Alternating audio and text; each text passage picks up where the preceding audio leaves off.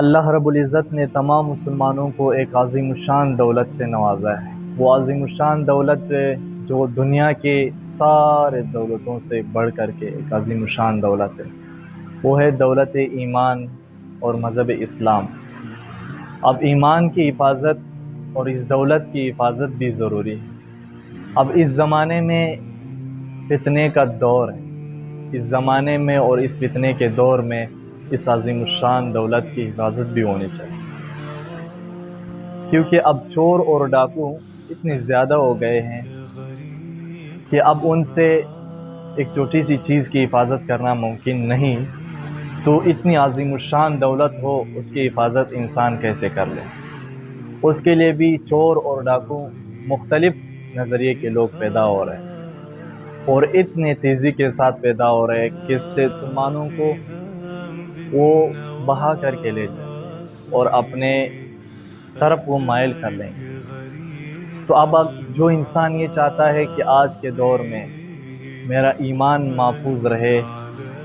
تو 5 قلعوں کے ساتھ جو محفوظ قلعے ان کے ساتھ اپنا تعلق رکھے، انشاءاللہ العزیز اللہ رب العزت سے یہ امید ہے کہ ان کی ایمان محفوظ رہے۔ ان محفوظ قلعوں میں سے سب سے پہلا محفوظ قلعہ جو ہے وہ مساجد اور مدارس ہے، کہ ان کے ساتھ جب آپ کا جوڑ ہو، تعلق ہو، رب ہو، تو انشاءاللہ العزیز آپ کی ایمان کو نقصان نہیں پہنچے گا۔ اور دوسرے نمبر پر ہے اللہ والوں کی خانقاہیں، جہاں پر تزکیہ نفس اور سارا دن اللہ رب العزت کا ذکر ہوتا ہے، اور اللہ والوں کے پیروں میں بیٹھ کر کے ان سے محبت کا سلیقہ سیکھا جاتا ہے کہ اللہ رب العزت کی صاف شفاف اور پرنور محبت کو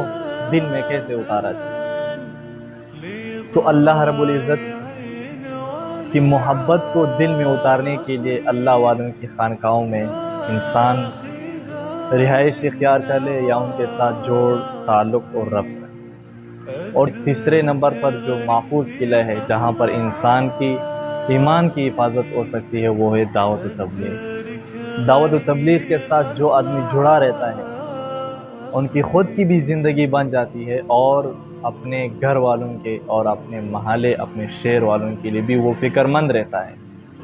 اور ان کو بھی وہ راہ راست پر لانے کے لیے دن رات محنت کرتا ہے۔ اور چوتھے نمبر پر جو محفوظ قلعہ ہے جہاں پر انسان کی ایمان اور عظیم الشان دولت محفوظ رہ سکتا ہے،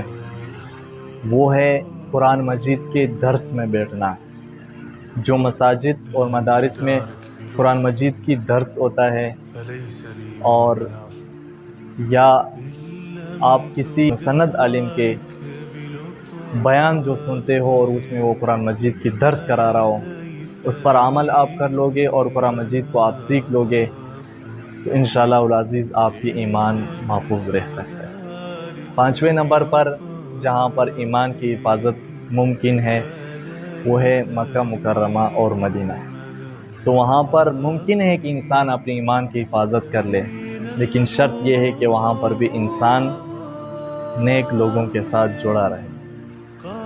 تو ان 5 محفوظ قلعوں کے ساتھ جس کا ربط اور تعلق ہوگا،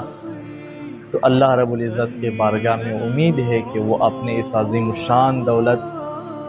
جو کہ اسلام اور ایمان ہے، اس کی حفاظت بخوبی کرے گا۔